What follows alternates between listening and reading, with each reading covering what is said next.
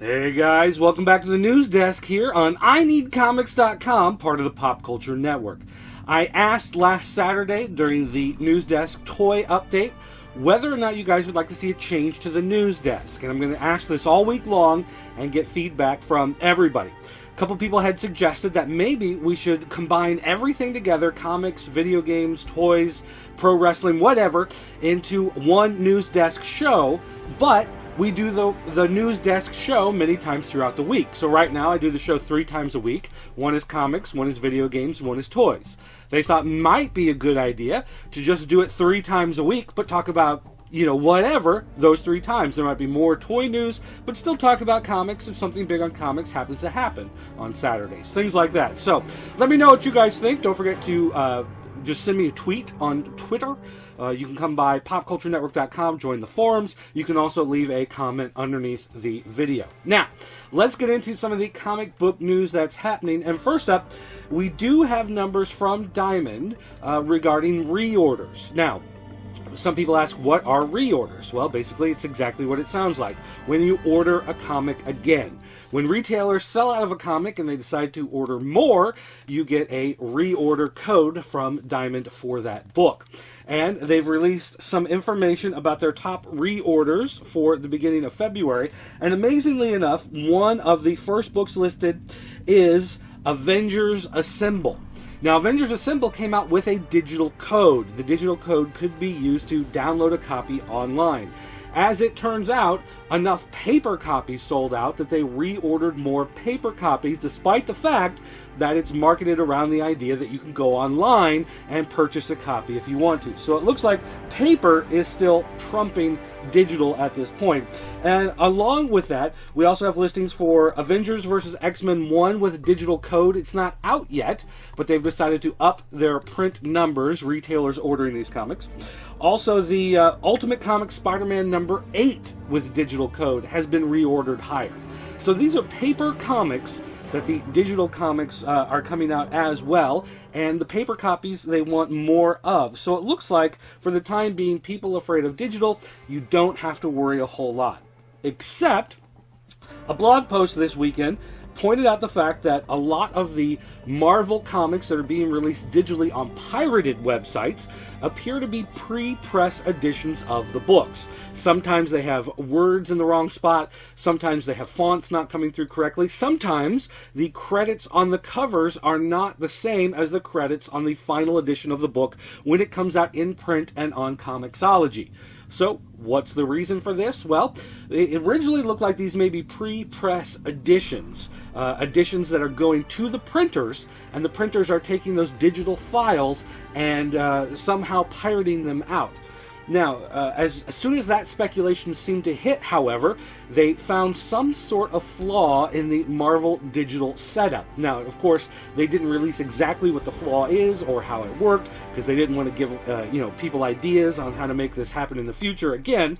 But it says that Marvel has plugged this particular hole. Now, there are still other holes. You can still pirate Comixology.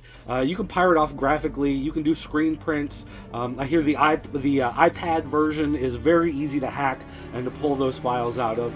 Android may be the same way, I'm not sure. So there are other security flaws that need to be covered, but it looks like this one, for now, has been plugged.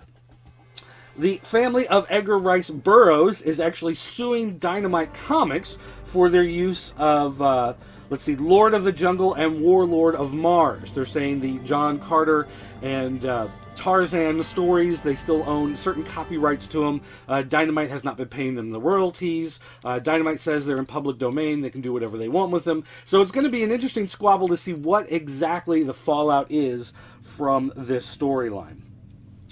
Justice League Doom had their premiere this past weekend, and one of the key things that leaked out is Andrea Romano, who is one of the dialogue casting agents, I guess you would say. She finds the voice actors to come in and do the voices. She let loose that they are working on the animated version of The Dark Knight Returns, the classic Frank Miller story that pretty much redefined Batman for a generation.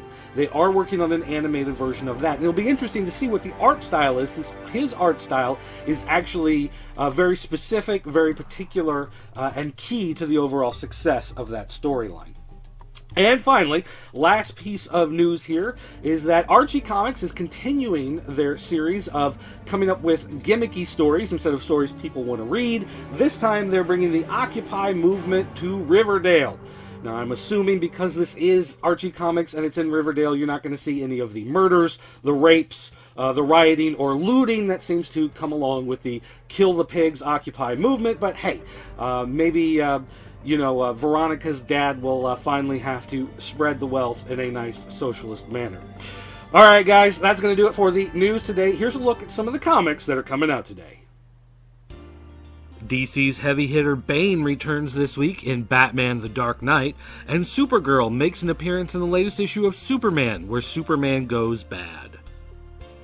Other Justice League mainstays, Flash and Aquaman, are out this week, as well as the Justice League Dark title, with everybody's favorite Dead and Dark Magic characters.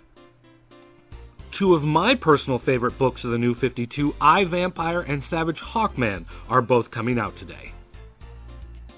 Two of Marvel's biggest books out this week, Ultimate Comics Spider-Man #7 with digital code, and Deadpool 51 continuing the Dead storyline.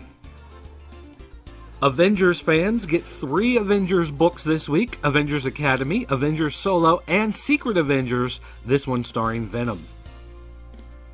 X-Men fans, on the other hand, will be left with no money of their own this week after picking up Uncanny X-Force, X-Men, Wolverine and the X-Men, New Mutants, and X-Men Legacy.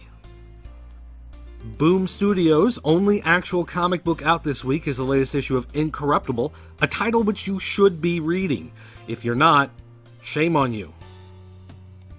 IDW has licensed goods for all you retro fans. We've got the latest issue of Cobra, part of the G.I. Joe universe, the latest issue of Teenage Mutant Ninja Turtles, and the new Transformers Robots in Disguise issue #2. All of them available with multiple covers. Image fan favorites Morning Glories and Chew are both available this week, as well as the first issue of Mondo, the new series from Ted McKeever. There are plenty of other comics available this week. Make sure you check out shoppcn.com to purchase all of your favorites.